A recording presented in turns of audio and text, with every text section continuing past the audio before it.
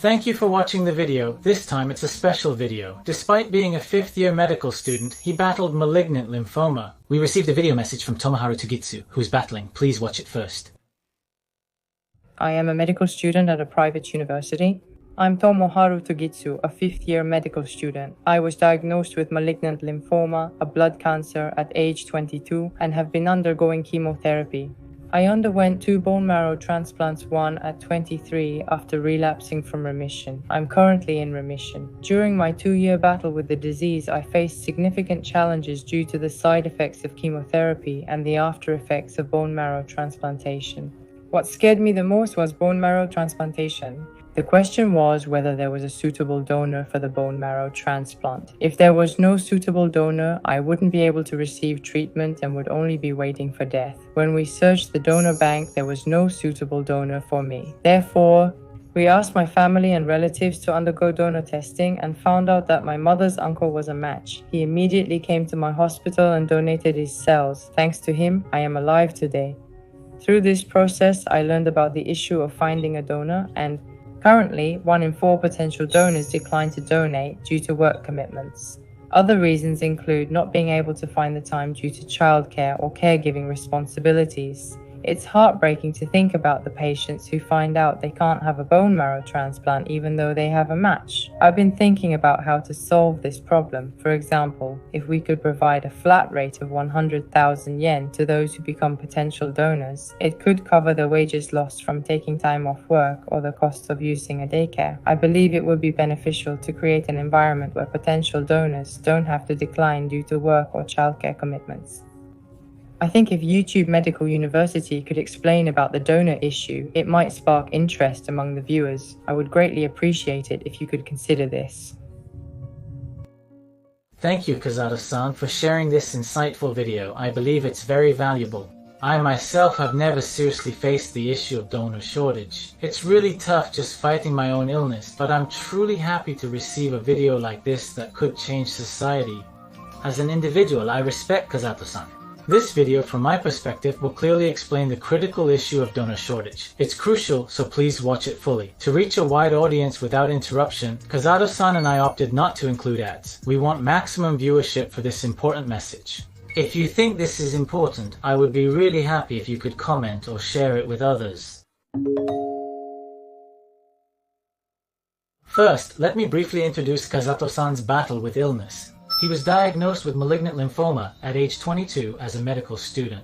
He would sweat profusely in the middle of the night, and after a while, he developed a lump in his neck. As a medical student, he suspected that this might be malignant lymphoma. The diagnosis confirmed T-cell lymphoblastic lymphoma, a rapidly progressing cancer. As a medical student, he was told that without treatment, he would die within 3 months, a fact he understood all too well from his studies. He tearfully informed his parents of his illness over the phone before being hospitalized. From there, the treatment was intense, undoubtedly causing him much pain. He took steroids and underwent chemotherapy for cancer treatment, which caused his hair to fall out. It was a difficult experience. He appeared to suffer from nausea, occasional pain, and other issues. He developed acute pancreatitis, a condition where digestive enzymes needed for digestion are secreted a month after starting an anti-cancer drug treatment due to its side effects. It's a disease where the pancreas, an organ called the pancreas, dissolves itself with its own digestive enzymes, and the pain of that is unimaginable. Patients hospitalized with acute pancreatitis cannot sleep at night due to severe back pain, and the pain does not get better even with painkillers. Many such patients are present, and what's more troubling is that due to these side effects, he could no longer use the anti-cancer drug, and the only option left was a bone marrow transplant. We conducted a donor search for a bone marrow transplant, but unfortunately, we could not find a donor suitable for Kazato-san. However, it turned out that only half of his younger brother's blood was compatible, and it was decided to transplant his younger brother's bone marrow into Kazato-san. In September 2023, the transplant was actually performed. Transplant. Afterwards, he had a fever of over 40 degrees for more than a week. Yes, he continued to have vomiting, diarrhea, skin rash, and sleepless nights due to a feeling of suffocation. However, on September 25th, fortunately, my younger brother's cells were able to settle in Kazato's body. The bone marrow transplant was somehow successful, and he was able to be discharged in December. However, his treatment did not end there. In April 2024, Kazato was discharged and managed with rehabilitation. He returned to medical school, which he previously couldn't always do. He was able to go out for meals and walks with friends and even go on family trips. However, in June of that year, he felt a swelling in his neck's lymph nodes again. The results of the examination confirmed a recurrence. When he was told about the recurrence, he thought he might not be able to make it this time. He was informed by his doctor that his chances of survival were slim, even with treatment. However, he chose to resume treatment as he aspired to become a hematologist and help others facing similar circumstances. This time too, they couldn't find a single match even after conducting a donor examination.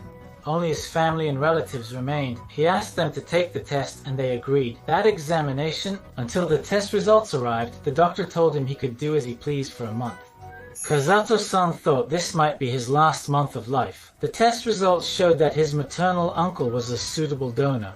His uncle took a leave of absence for hospitalization and bone marrow donation. The second transplant was done in August 2024 post-transplant. He had a 40-degree fever jaundice and vomited every 30 minutes at that time. He used a large amount of medical anesthesia, leading to a painful period where he couldn't distinguish between dreams and reality. In this critical state, he persevered for 2 weeks until receiving a transplant of his uncle's cells. He managed to overcome the life-threatening crisis. His initial weight of 127 pounds had dropped to 85 pounds because he couldn't move for a long time. He developed deep bed sores on his back, and he also had ascites, which is water in the abdomen.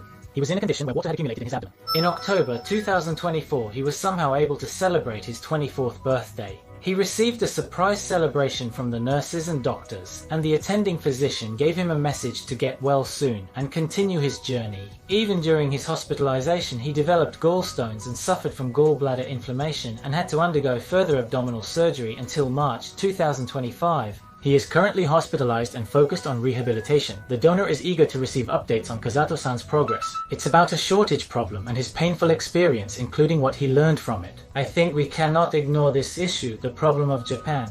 YouTube Medical University has gained broadcasting power with over 700,000 subscribers. I made this video hoping it would help, even a little, to solve the shortage of bone marrow donors. So, what exactly is a bone marrow transplant? Who can do it? And is hospitalization necessary when transplanting bone marrow? What is the pain like? Insurance. Will money be involved? I will explain about such things. And in the second half of the video, how should you notice malignant lymphoma? What can each person do besides registering with the bone marrow bank? Is there anything else I will introduce about that? Like the saying, tomorrow could be me, I think no one imagines that they will get blood cancer. Bone marrow transplantation is when you can't make your own blood, when you have blood cancer, leukemia, or malignant lymphoma. Patients can receive a transplant of cells called hematopoietic stem cells from a bone marrow donor which can produce blood. This is a type of treatment. Hematopoietic stem cells are found in the bone marrow, in the bones. Primarily, these cells called hematopoietic stem cells are found in the bone marrow of the spine. These cells produce red blood cells, are red blood, white blood cells that fight bacteria, and cells that stop bleeding. They can produce blood cells such as platelets. However, if you develop a blood disease, these hematopoietic stem cells may not function properly, leading to anemia, a decrease in immunity, or uncontrolled bleeding. When it cannot be cured with anti-cancer drugs, the last resort is a treatment called bone marrow transplantation. For patients, this bone marrow transplantation becomes their last hope. However, as Mr. Kazato pointed out, there are various problems with bone marrow donors, such as a shortage. There are two major problems with bone marrow donors. One is the shortage of donors, and even if a donor is found, there are various issues such as work and child rearing. The problem is that they cannot provide bone marrow due to various reasons. Even though Mr. Kazato's maternal grandfather and younger brother had a good compatibility with Mr. Kazato as mentioned earlier, not everyone, including him, can undergo bone marrow transplantation.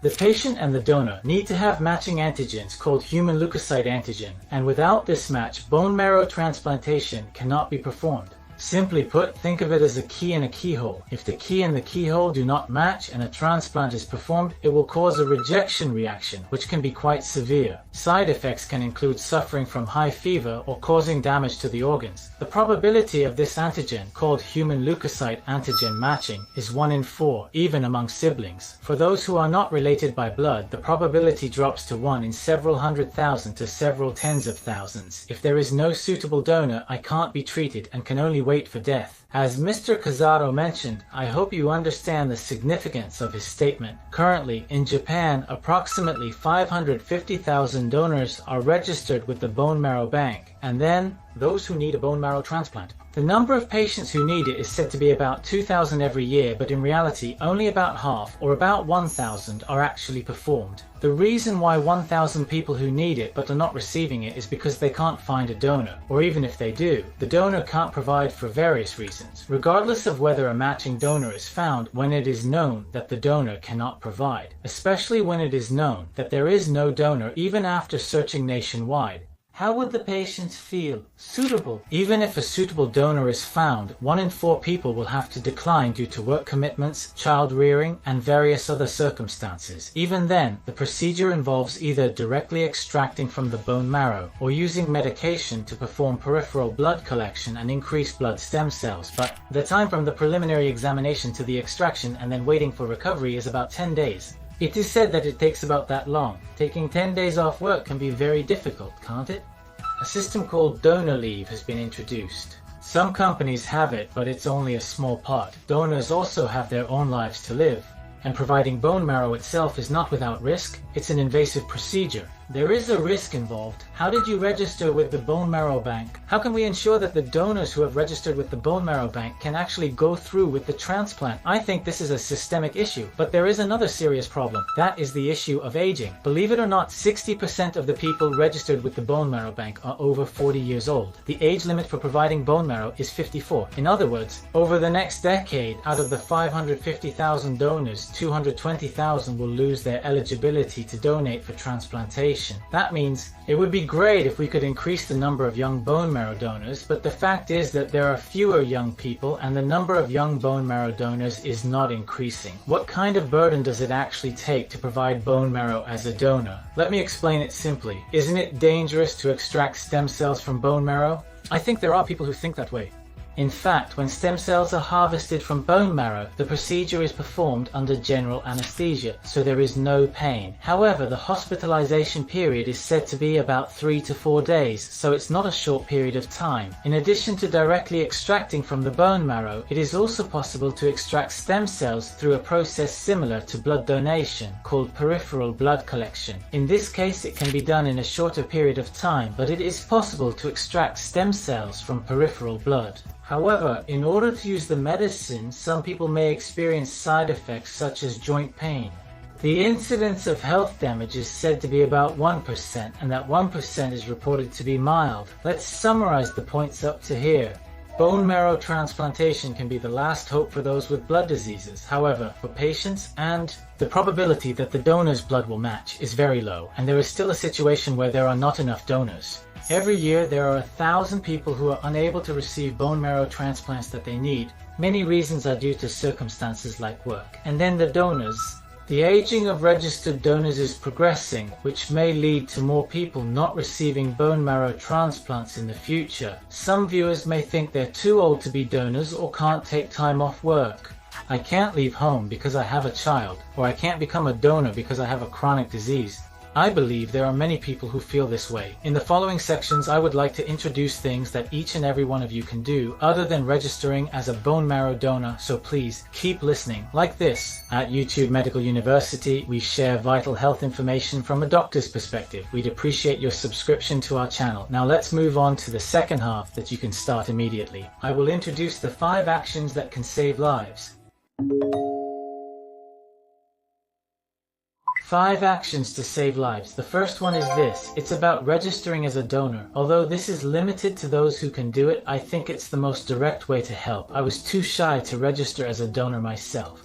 I called the health center recently and will visit next week to decide. To register as a donor, check the link to the Bone Marrow Bank's official site in the description. It was very easy just to make a phone call. When you actually register with the Bone Marrow Bank, all you have to do is answer some simple questions and have 2 cc of blood drawn, so it only takes a few minutes. You can finish in about the same time it takes to buy a lottery ticket. Even so, the bone marrow you register could save someone's life. There is a possibility that your bone marrow will match a patient's human leukocyte antigen. If it does, you could become a life-saving lottery ticket for someone. In fact, about 2% of those who register with the bone marrow bank end up matching with a patient and donating. It's not easy to be part of that 2%, and the donation process can be challenging, but you could potentially save a life. There's nothing more meaningful than that, is there? However, this video does not fully explain the donor. There are issues and challenges with this system that I think many of you may be feeling. Please let us know in the comments section. It's important to speak up in order to gradually improve the issues with this system.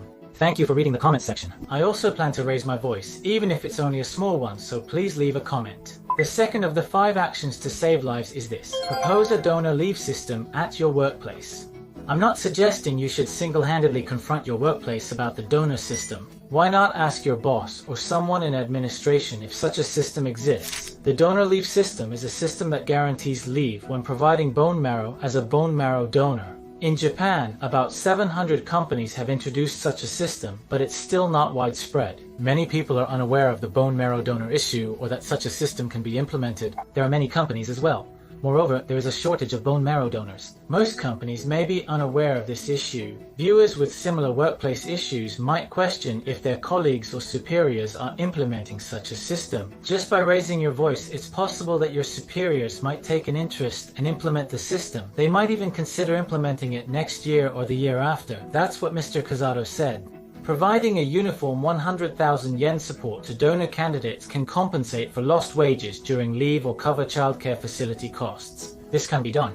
We argue that a system is needed where donor candidates can continue their work or child rearing without interruption. Please consider this. Those who can agree with the message, there is a link to Mr. Kazato's social networking service in the description section, so please check it out after watching this video. We would be happy if you could support this message and help save lives. The third of 5 actions is about equipping yourself with the correct knowledge. Bone marrow transplantation is often portrayed as painful or excessively dangerous. Misleading information about this procedure is abundant. However, anesthesia is used, eliminating pain, and hospital stays are only around 3 to 4 days. Having accurate information is crucial. There are also interviews with people who have actually donated bone marrow, and many of them say that their bodies felt better than they thought. It wasn't hard and it was okay. If you want to know more, there are pamphlets available from the Bone Marrow Bank link in the overview section, which are very easy to understand, so please take a look. By understanding the symptoms of malignant lymphoma that Mr. Kazato suffered from, you can help your loved ones and yourself to detect lymphoma early and connect to treatment if you get sick. Mr. Kazato is I had a high fever and sweated a lot at night. Actually, these are very famous symptoms of malignant lymphoma. With a common cold, the fever lasts for several days and gradually subsides, but the characteristics of malignant lymphoma are high fever and a lot of sweat at night, so much so that you have to change your pajamas and bed sheets. It's not just that. Lymphoma is characterized by swelling of something called a lymph node. Mr. Kazato said that he had a lump in his neck. Lymph nodes are found throughout the body. They are also in the abdomen and chest. If such lymph nodes are swollen, you may not notice it. However, in the neck, armpits, and groin, these lymph nodes can be felt from the surface. So if you have a persistent high fever, your body feels heavy. When you have such symptoms, it's important to check if your lymph nodes are not swollen to detect it early. There are other symptoms such as unusual fatigue and easy bleeding, so if you want to know more about malignant lymphoma in the past, I have posted a video, so please watch it later from the description. Please. The fourth of the 5 actions to save lives is here. It's about supporting the patient and their family. I can't actually register for the bone marrow bank, but I think there are people who say, can't I support even if I'm busy with work? There are many foundations and donation activities for people suffering from blood cancer, and there are events to support children fighting against diseases held in various places. Usually we may not notice them, but through this video, how about participating when there is an event or listening to the voices of the patients? I believe that each person's awareness and small actions can lead to big results, and I think there is no other way. It's not just about money. There were episodes where casual messages from friends during the battle with the disease became a mental support for treatment. I think that the heart to cheer up the patients is important. Kazato-san also entered the medical department while borrowing a scholarship, but he is struggling with money due to his leave of absence, and he is doing crowdfunding. I also cooperated as much as I could, so if you are interested, please view the crowdfunding article from the overview column. The 5 actions to save lives, the last 5th is here. It means to share this video. I think this is an action that can be done right away. I think the message from this Kazato-san has dozens of times, thousands of times more weight than what I say. I want to deliver this courageous action, this video message to many people. I would be really happy if you could cooperate. The biggest barrier to this problem of bone marrow donor shortage is not knowing. Embarrassingly, I have never faced this problem squarely. The more this information spreads, the more bone marrow donors will increase, I believe. Like I registered, if even one person who watched this video registers, they might be able to save someone's life, right? Each person's share becomes a great power. As there are no ads, it would be great if you could share it. Now, let's continue with the second half of the review. The registration for bone marrow donors itself can be completed with just a little blood collection and a short questionnaire. However, workplace leave systems are uncommon, making it challenging for work, household matters, and finances. The process of being a bone marrow donor is challenging. Those considering it, please inform your colleagues, friends, and boss about the donor leave system. Take care. Knowledge is also important. The burden of being a donor, how to detect lymphoma early, and other such information should be kept in mind. It's not just about registering as a donor. Participate in events where people with blood cancer are involved. Send messages of support. Make donations. Even a little bit of what you can do. I believe it will connect to a large reel of support. And the biggest barrier is what you don't know. Why is that? I really want to deliver the video message that Kazato-san sent me to many people. I would appreciate it if you could share it. Fortunately, Kazato-san's family had a matching human leukocyte antigen and was able to receive a bone marrow transplant. However, unfortunately, there are many patients who have lost their lives without being able to receive it. As a member connecting precious lives, I hope that everyone can start doing what they can within a reasonable range. Kazato-san is practicing this way. I was saved by 2 bone marrow transplants, and I am living with this experience. In the future, I would like to work as a hematologist. If you're watching this video now, if you could take action, such as registering as a donor or implementing a donor leave system like I have, the chances of saving a patient's life like mine could increase a little. Please become a member of the Relay of Life, supporting Kazato's rehabilitation and his medical school studies to become a doctor in the future. Progress ongoing. I think there will be physically tough times, but someday, if Kazato can wear a white coat, be called Dr. Kazato, take care of patients with the same disease and say that I have overcome the same disease, that is something no other doctor can do. I believe it will give courage to the patients. These words that can only be conveyed by an experienced person, I believe, will be the best medicine for the patients. Thank you very much for watching until the end. Feel free to share your thoughts on this video or what you thought about bone marrow donation on your own social networking service. It's also okay to share it with your friends. I would be really happy if you could take some action. See you in the next video. Thank you for watching.